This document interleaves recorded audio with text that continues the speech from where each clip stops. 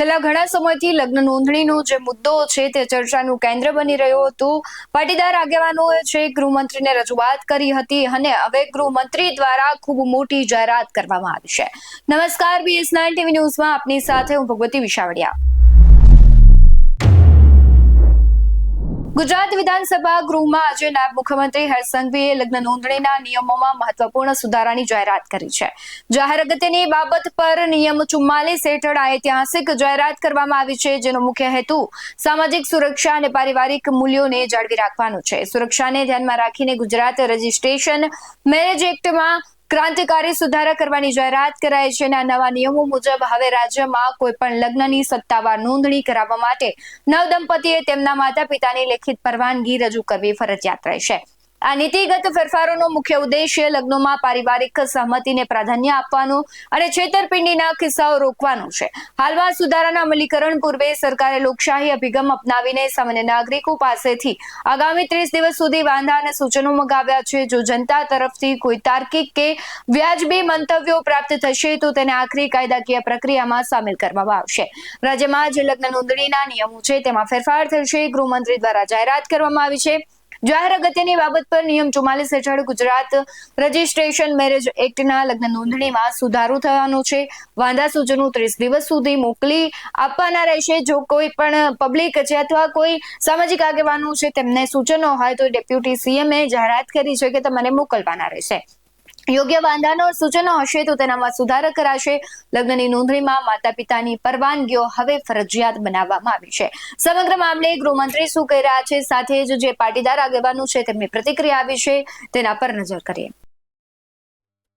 સુરેશ બનીને મારા રાજ્યની દીકરીઓને, ભોલી ભાલી દીકરીઓનું જીવન બરબાદ કરવાની કોશિશ કરશે તો એક લોકોને શોધીને એનો હિસાબ કરવામાં આવશે। આજે આ બધી જ દીકરીઓને સાચી માહિતી મળે, પ્રેમના નામે સંબંધમાં ક્યાંય ભૂલવાય નહીં, કોઈ ખોટી જગ્યા પર ફસાઈ ના જાય તે માટે અનેક કિસ્સાઓની બી સ્ટડી કરવામાં આવી। બનાસકાંઠાનો એક કિસ્સો, એક સારા ઘરના પરિવારમાં એટલે કે ધનિક પરિવારની દીકરી લેભાગુ ટપોરીઓ દ્વારા આસપાસ ફરવું, સોશિયલ મીડિયાના માધ્યમથી એ દીકરીને ફસાવી, નામ બદલીને, ખોટા ઈરાદે, ખોટી માહિતી આપીને એ દીકરી જોડે લગ્ન કર્યા। લગ્ન કરીને 2-4 મહિનામાં દીકરીને સંપૂર્ણ માહિતી મળી। એ દીકરો પોતાની ઓળખ ખોટી આપી, એ દીકરીને પોતાના ઘરે જવું છે, પરંતુ એના આખા પરિવારે આ દીકરી ઉપર અત્યાચાર કરવાનો પ્રયાસ કર્યો। આ દીકરી પાસે એના પિતાની સંપત્તિમાંથી કંઈક સંપત્તિ મળે તે માટે હેરાન કરવામાં આવી। એ દીકરીને બનાસકાંઠા પોલીસ દ્વારા એ છલ કપટ ધરાવતો દીકરો કોઈ ખોટું કરે એ લોકો પર કાનૂની કાર્યવાહી કરવામાં આવશે। અને બીજો વિષય કે આ જે પદ્ધતિ આપણે નક્કી કરી છે તે માટે 1 મહિનાનો સમય લોકોને આપણે આપ્યો છે। તમામ સામાજિક સંસ્થાઓ હોય કે યુવાનો હોય એ પોતપોતાની લાગણી દર્શાવે છે।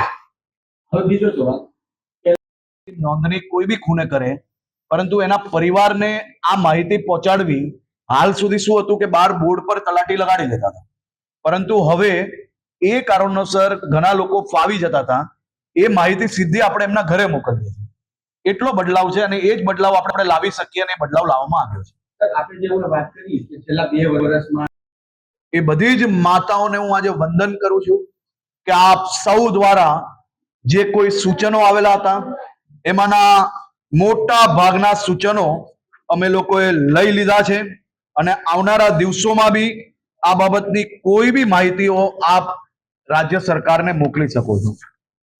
સૂચિત નવી લગ્ન નોંધણી પદ્ધતિ અને જૂની પદ્ધતિ વચ્ચે મુખ્ય તફાવત લગ્ન નોંધણી અધિનિયમ 2006 હેઠળના નિયમમાં 4 બાબતોમાં છે.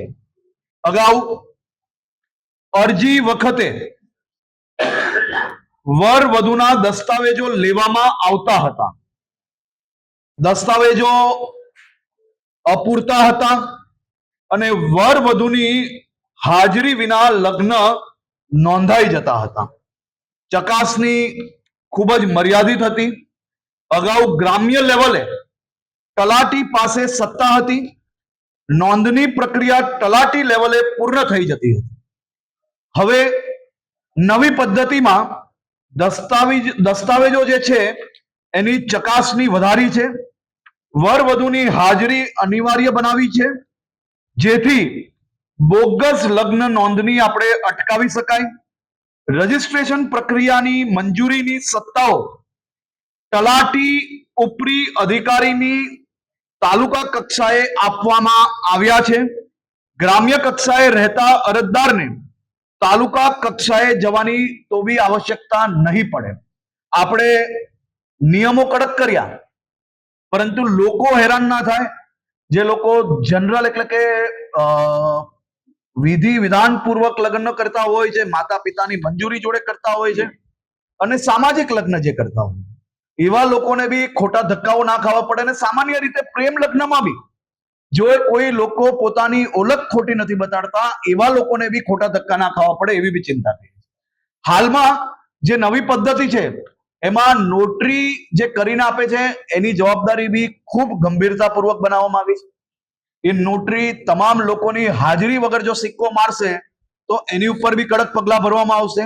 એના પછી જે અરજી હાલમાં જે તલાટી પરમિશન આપતા હતા, લગ્ન રજીસ્ટ્રેશન કરતા હતા, એની બદલે તલાટી હવે અરજીના સ્વીકારશે, તમામ મુદ્દાઓ ચેક કરશે અને ઉપરી જે અધિકારીઓ આપણે અલગ અલગ જગ્યા પર જે જવાબદારી આપી છે તેને એ તમામ ફાઇલ એ ઉપર મોકલવાની રહેશે અને ઉપરી અધિકારી દ્વારા એ લગ્ન રજીસ્ટ્રેશન કરવામાં આવશે.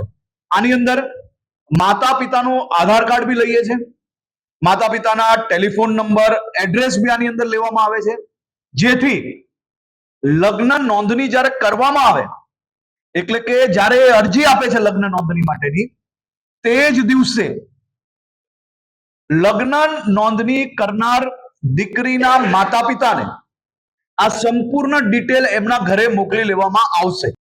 તો કોઈ વાંધો નથી.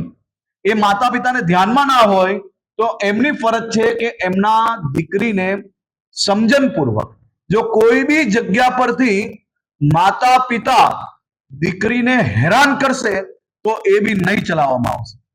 દીકરીને સમજણપૂર્વક સામાજિક રીતે સમજાવે એ એમની ફરજ છે, એ એમનો ધર્મ છે અને એમાં અમે બી સહયોગી છે. પરંતુ દીકરીઓ પર પ્રેશર કરશે તો એ ચલાવી લેવામાં નહીં આવશે. તો આ સંપૂર્ણ માહિતી 10 દિવસની અંદર એના પરિવારને મોકલવાની રહેશે. 1 મહિનાની અંદર આ રજીસ્ટ્રેશનની જે પ્રક્રિયા, જે નિયમ છે આપણો, એ નિયમ પ્રમાણે આગળ વધવામાં આવશે. તે પહેલા માતા પિતા પોતાના દીકરા દીકરી જોડે સંકલન કરીને આ બાબતે કોઈ બી ગંભીરતાપૂર્વક જો કોઈ વાંધો હોય, એ કંઈ ચેક કરવું હોય દીકરાનું કે એની ઓળખ સાચી છે ખોટી છે, તો એ સંપૂર્ણ સમય એ માતા પિતાને મળી રહેશે અને કોઈ બી લેભાગુ લોકોને સીધો રસ્તો નહીં મળે. ખાસ કરીને આ પોર્ટલમાં જેવું રજીસ્ટ્રેશન માટે અરજી આપવામાં આવશે એવી જ મિનિટે વોટ્સએપના માધ્યમથી માતા પિતાને એમની દીકરી લગ્ન રજીસ્ટ્રેશન માટે જે ડિટેલ મોકલી છે એની ડિટેલો આપવામાં આવશે. કુલ મળાવીને અમે એક પ્રયાસ કર્યો છે કે માતા પિતાની વેદનાઓ બી સચવાય, દીકરા દીકરીઓનો હક બી સચવાય અને કોઈ બી લેભાગુ કર્મચારી સિસ્ટમની અંદરથી કોઈ એરર શોધીને આવા પરિવારોનું જીવન બરબાદ કરવામાં એ પોતે એના એમ કહી શકાય કે એ પોતે આ જીવન બરબાદ કરવાનું કારણ સિસ્ટમ ના બને તે પ્રકારની વ્યવસ્થાઓ આખી ઊભી કરવાનો નિર્ણય લેવામાં આવ્યો છે. આની સંપૂર્ણ વિગત લેખિતમાં આપ સૌ લોકોને આજે આપવામાં આવશે. મારું નામ DN ગોલ છે. હું વિશ્વ ઉમિયા ફાઉન્ડેશનના ઉપપ્રમુખ તરીકે સમાજ સેવાઓ આપું છું. ખાસ કરીને આજે જે લગ્ન સુધારા નિયમની અંદર ફેરફાર આવવાનો છે, શું કહેશો, શું માંગે? આજે લગ્ન વિષયક જે કાયદામાં સુધારો થનાર છે એ બાબતે જણાવતા મને ખૂબ ખુશી થાય છે કે 2023થી વિશ્વ ઉમિયા ફાઉન્ડેશન સંસ્થા કેન્દ્રમાં અને રાજ્ય સરકારમાં અનેક રજૂઆતો લેખિત અને મૌખિક કરતી રહી છે. આ રજૂઆતના અનુસંધાને અનેક સંસ્થાઓ આ રજૂઆતો કરી રહી હતી. દેશના કાળા કાયદાઓનો નિકાલ કરવો જોઈએ, કાયદાઓમાં સુધારા કરવા જોઈએ, એ અમારું સ્પષ્ટપણે માનવું છે. જે આજે સમાજના 16 સંસ્કારો તેમાંનો લગ્ન સંસ્કાર ખૂબ જ મહત્ત્વનો સંસ્કાર છે, જેના અંદર સુધારણો થયો છે. તેનાથી કેન્દ્ર સરકારમાં માનનીય નરેન્દ્રભાઈ મોદી અને રાજ્ય સરકારમાં ભૂપેન્દ્રભાઈ પટેલની કામગીરીને હું ખૂબ જ બિરદાવું છું અને ખૂબ ખૂબ સરકારને ધન્યવાદ પાઠવું છું. અને આજે અમે આ કાયદાના સુધારણા અંગે એમનું સન્માન પણ કરવાના છીએ. અને દેશ માટે અને રાજ્ય માટે ખૂબ જ આ મહત્ત્વનો કાયદો છે, જેનાથી સમાજની સમરસતા બની રહેશે, કોમી એકલાસ બની રહેશે અને જે પ્રશ્નો ઊભા થાય છે તેનો સામાન્ય રીતે નિરાકરણ થશે એવું મારું સ્પષ્ટપણે માનવું છે. દિનેશ બાંભણિયા છું. પાટીદાર સમાજના તમામ સંગઠનો અને દરેક ગુજરાતના સમાજોએ લગ્ન ભાગેડુ સમસ્યા હોવાના કારણે સરકારમાં એક રજૂઆત કરી હતી કે આમાં કાયદાની પ્રક્રિયામાં ફેરફાર કરવામાં આવે. સાથે સાથે ઓનલાઈન રજિસ્ટ્રેશન સાથે સરકાર માતા પિતાને જાણ કરે એવી પણ અમે વાત કરી હતી. અને આજે રાજ્ય સરકાર દ્વારા આ એક 144ના નિયમ મુજબ વિધેયક મંજૂર થઈ રહ્યું છે, ત્યારે આને સાંભળવા માટે અમે લોકો ઉપસ્થિત થયા છીએ. અને સાથે સાથે આ નિર્ણય અને નિયમ રાજ્ય સરકારના જે પ્રતિબંધો છે એમાં ઉપયોગી થશે. ખાસ કરીને તમામ સમાજો આ સમસ્યાથી પીડિત હતા અને આ પીડાને વાચા આપવાનું કામ સરકારે કર્યું છે, તે અમે એને આવકારીએ છીએ. આજે રાજ્ય સરકાર જે કંઈ વિધેયક રજૂ કરશે તેની અંદર રહેલી ખામીઓ અથવા પ્રશ્નોને 1 મહિનાનો સમય આપવામાં આવ્યો છે ને એ સમયની અંદર અમે જે કંઈ રજૂઆતો કરવાની હશે એ પણ અમે કરીશું. ખાસ કરીને કેવા પ્રકારના ફેરફારો જોઈ રહ્યા છો? ખાસ કરીને દીકરીના લગ્નનું રજિસ્ટ્રેશન એના ગામમાં જ થાય, માતા પિતાને આ બાબતની 30 દિવસની જાણ કરવામાં આવે અને એના વાંધા લેવાના રજૂઆતો માટેનો સમય નક્કી કરવામાં આવે. સાથે સાથે કોઈ માતા પિતા ખોટા કાગળો કે ખોટા સર્ટિફિકેટો રજૂ કરે એની સામે વાંધો લઈ અને આ લગ્નની પ્રક્રિયાને અટકાવવાનો પણ પ્રયાસ કરે. અને જે રેગ્યુલર લગ્ન થઈ રહ્યા છે એને કોઈ પણ પ્રકારનું ડિસ્ટર્બન્સ ઊભું ના થાય એના માટેની પણ પ્રક્રિયા આ બિલમાં કરવામાં આવી છે એવું અમારી જાણકારીમાં આવ્યું છે. છેલ્લા ઘણા સમયથી આ મુદ્દો ચર્ચાનો વિષય બન્યો હતો, કારણ કે જે દીકરીઓ છે એ ક્યાંક ને ક્યાંક ફસાઈ જતી હોય છે અને ત્યારબાદ તેમને અફસોસ થતો હોય છે. એટલા માટે જ્યારે દીકરી કોઈ આવું એક્શન લે છે ત્યારે એ લગ્ન નોંધણી છે તેની નોટિફિકેશન છે એમના માતા પિતા સુધી પહોંચશે ને તેમની મરજી હશે તો જ તે દીકરી છે લગ્ન કરી શકશે. તમારું શું માનવું છે આ નિર્ણયને લઈને કમેન્ટમાં જરૂરથી જણાવજો. બાકી આવા જ વધુ અહેવાલો સાથે ફરી મળતા રહીશું. તમે અમારી YouTube ચેનલને સબસ્ક્રાઇબ કરવાનું, અમને Facebook અને Instagram પર ફોલો કરવાનું ભૂલશો નહીં. બાકી અવનવી અપડેટ્સ મેળવવા માટે આપ જોતા રહો BS9 ન્યૂઝ. નમસ્કાર.